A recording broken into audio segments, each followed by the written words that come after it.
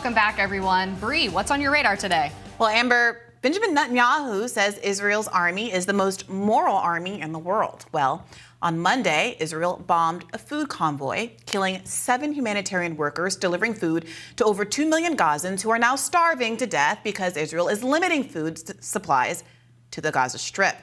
The humanitarian workers who worked with the famed chef Jose Andres' organization World Central Kitchen included 3 British nationals, a 43-year-old Australian, a 25-year-old Palestinian, a 25-year-old Polish man, and a 33-year-old with dual U.S.-Canadian citizenship. Here's what you need to know about the attack. The roof of the truck was clearly labeled as a World Central Kitchen truck, as you can see here in this photo.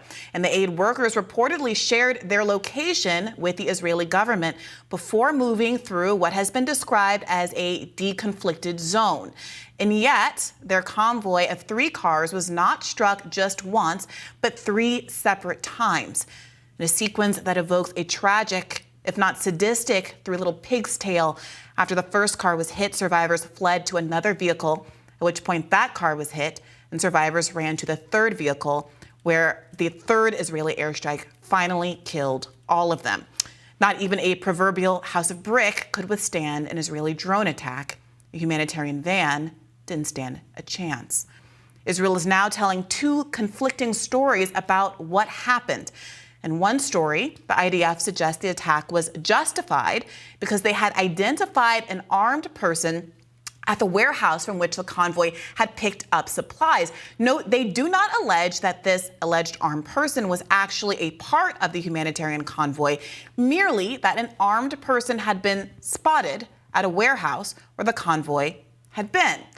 Now, it might occur to you that even if this alleged armed person exists, we don't know if this person was a combatant, and even more critically, it is quite an admission that Israel would target a convoy of 7 innocent humanitarians to kill 1 armed combatant.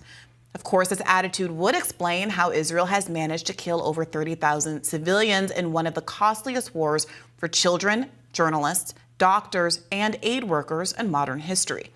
As we've learned over the last 6 months, the mere allegation of a Hamas presence, even if unproven, is enough to justify destroying hospitals, schools, cemeteries, homes, and kids. Now, it should be clear that Hamas was nearby is also considered a good justification for killing an American citizen. Now, the competing narrative is no more satisfying than the first. The basic gist is that the 3 bombings of the WCK convoy was simply a, quote, tragic accident. Not only does this narrative not fit with the argument that the shooting was justified on the basis of an armed Palestinian being spotted at the scene of the warehouse, it's also hard to parse the exact nature of this alleged mistake. Given that the cars were clearly marked, were driving along a cleared coastal route, and had shared their location with the Israeli military, it strains credulity to believe that Israel didn't know exactly who they were bombing. Note that this is not even the first time the World Central Kitchen staff had been targeted. On Saturday, an IDF sniper fired at a car headed to a food warehouse, hitting the car's windshield. The World Central Kitchen immediately filed a complaint with the IDF and demanded that Israel guarantee their safety as it distributed food in coordination with the Israeli government. 2 days later, the Israeli military, of course, killed 7 of their staffers. The case for this being mistaken identification is also undermined by how frequently Israel brags about their intelligence capabilities and the sophistication of their weaponry. In a viral video from last month, we got a demonstration of this Israeli drone sophistication as we watched a drone track and kill 4 unarmed Palestinians. Yet the expectation now is that the clearly marked vans, whose location was shared with the Israeli government, were simply mistaken for what exactly? Just look at this photo of one of the attacked vans. Now, I understand how it could be difficult to read a logo when you've blown a neat hole right through the middle of it, but what about its legibility seconds before? The only way the accident explanation makes sense is if the nature of the accident wasn't that aid vessels were targeted, but that at least 1 member of Hamas wasn't found alongside the 7 slain civilians. In other words, the problem wasn't killing the innocent civilians, but that a Hamas target wasn't killed too. It's not difficult to guess what motive Israel might have for attacking the aid workers.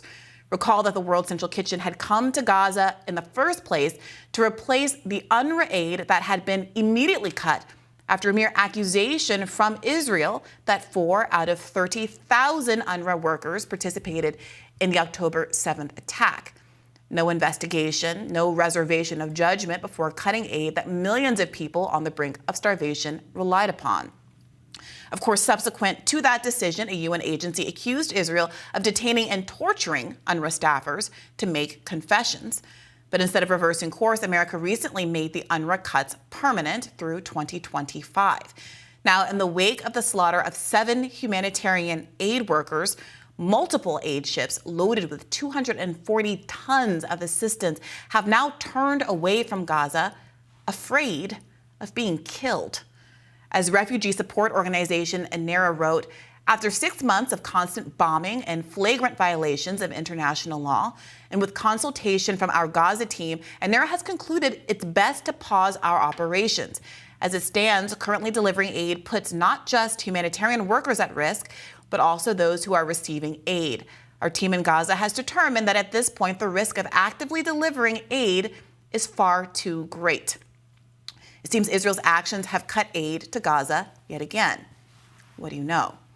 Now, if you're thinking the outright slaughter of an American citizen would provoke a strong response from the White House, if you're thinking that if America cut aid to Palestine over a mere accusation about 4 employees being involved in October 7th, it surely will cut military weapons to Israel over the murder of foreign nationals. You'd be wrong. The Hill's Niall Stanich asked National Security Council spokesman John Kirby point blank yesterday whether firing a missile at people delivering food and killing them was a violation of international humanitarian law that would require the president to cease arms transfers to Israel. Listen to the response.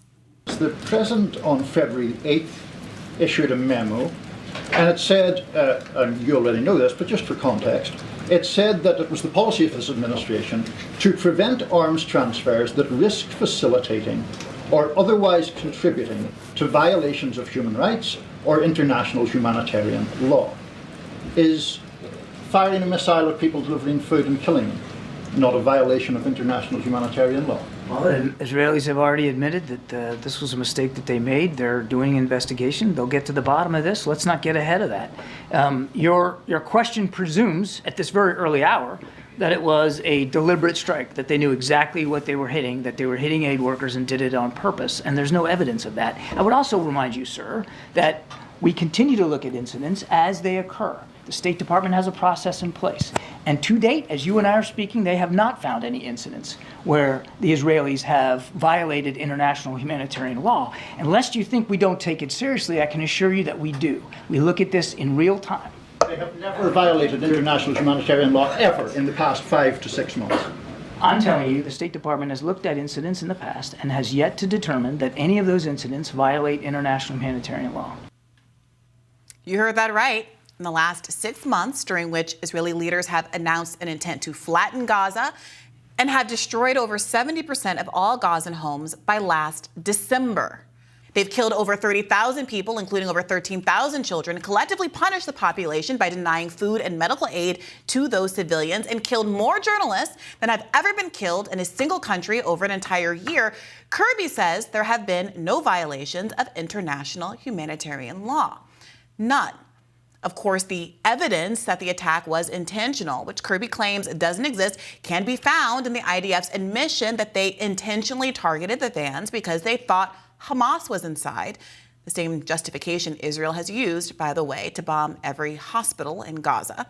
The proof can also be found right on the top of the clearly labeled trucks with a missile-sized hole in the roof. And in the fact that the drone tracked the car convoy over 2 miles, picking off cars in the convoy after survivors ran for their literal lives from one car to the next. But why believe my lying eyes when John Kirby tells me everything's going to be okay? Israel is investigating itself. Just sit tight and wait for proof. Let's not get ahead of ourselves. So what's the reaction from Israel's defenders? Zionist Bari Weiss has defaulted to calling the drone assault on the humanitarian aid convoy a horrific tragedy. The New York Times described Israel's slaughter of aid workers in passive voice. Quote, founder of World Central Kitchen says several workers killed in Gaza airstrike. We'll have to click through to find out by whom. Israel is apparently so insecure about negative media coverage that it's shutting down Al Jazeera, silencing those journalists that haven't already been killed or had their families killed in Gaza. Meanwhile, Biden is weighing another $18 billion in arms transfers to Israel, including 25 F-15s. That fact makes his statement on the World Central Kitchen massacre feel a little empty. Certainly, at least one U.S. diplomat with some insight on Biden cast some doubt on the president's sincerity when asked in a recent New Yorker interview whether Biden has, quote, the same depth of feeling and empathy for the Palestinians of Gaza as he does for the Israelis. Former U.S. diplomat Aaron David Miller replied, no, he doesn't, nor does he convey it. I don't think there's any doubt about that. Indeed. Compare the White House's reaction to the World Central Kitchen slaughter to the drone attack on an American military base in Jordan earlier this year that killed 3 American troops in Jordan. Now, after that attack, Biden promised, if you harm an American, we will respond. The U.S. went on to attack 85 targets in Iraq and Syria, killing nearly 40 people in retaliation. Contrast that with how the White House responded to a question about whether there will be any accountability for Israel if they are found to have violated international law in killing an American citizen. 2 years ago, the IDF killed an Al Jazeera journalist. They said that that was a mistake, that she was wearing a marked press vest. She was shot anyway. They investigated it, and they released the findings of their investigation, which found that they were at fault. Go on. But my question, sir, is in that case, the Israelis did not initiate any criminal proceeding. In this case, if it's found that the marked convoy was deliberately targeted, if not with the first shot, but the second 2 shots, would the U.S. support criminal penalties? As I said, we would expect that should there be a need for accountability, that accountability be properly put in place for whoever may be responsible for this. But again, a lot of that's going to depend on the investigation. The fear is that all we'll get is an investigation. Just like in the case of American-Palestinian journalist Shireen Abu Akleh, a lengthy, detailed investigation serves to dim public outrage so that by the time a tepid admission of fault emerges, no one notices that Israel has been allowed to continue its pattern of illegal violence with impunity. By the way, Kirby was bending the truth when he suggested that Israel responsibly investigated themselves after Abu Akleh's killing. Israel admitted to killing her only after denying responsibility, blaming Palestinian militants, and eventually admitting that they accidentally killed her after several independent international organizations forced their hand. An accident. Another accident. How many more accidents before the international community holds Israel accountable for its crimes? Yeah, so Amber, this instance seems to be separate and apart and really breakthrough, I think, for a lot of people, underscoring the consequences of a failure of accountability. This incident, the incident in which the IDF shot 3 Israeli hostages that were making their way back to Israel that had escaped. And I think perhaps the 2-week siege on Al-Shifa Hospital that just ended a few days ago, I think have been so clearly wrong that even people who might otherwise defend Israel's behavior no matter what, like Briahna Weiss, have to acknowledge that this is a tragedy at the very least. There's no justification for killing people who are foreign nationals who, for reasons that I think are immoral, get more sympathy from the West. It's one thing to kill a Palestinian. It's another thing, regrettably, to kill 3 British nationals, an American citizen, joint with Canadian citizenship, and the rest. So you're getting a response the likes of what you haven't seen before. Joe Biden actually called Jose Andres and reached out in a way that he hasn't to people who have known Palestinians who've been killed in the course of this conflict. So there is something different about this. But when you see the response from the spokespeople and you see that Biden on the same day that all this is being reported out, is actively negotiating to send another $18 billion to Israel. It appears that even though you can wrest some kind of rhetorical concession from the Biden administration, it is increasingly feeling like nothing that Israel does will be any sort of red line or provoke any sort of change. I was really struck by John Kirby's response to the targeting of the aid truck, right? Because he said, well, there's no evidence that it was done intentionally. And you pointed out in your radar that they admitted to striking the truck because they believed that Hamas was inside. So basically, John Kirby is asking critics to prove that they knew Hamas wasn't in the truck. And my guess is they probably don't have an audio recording from inside the truck beforehand of them saying, hey guys, let's kill these aid workers. I mean, just the burden of proof that he places on these incidents is obviously insurmountable, and it seems like that's part of the point. Yeah, that's right. And to be clear, there's just no argument here. Israel admits that the only intel that it has that would put Hamas on the scene is that Hamas, not even Hamas, an armed person. We're talking about Second Amendment rights and the like. I mean, having a gun doesn't mean you are marked for killing. So an armed person being at a warehouse where the food truck also was. There was no intelligence that they saw an eighth person, a non-humanitarian worker, get into one of these trucks.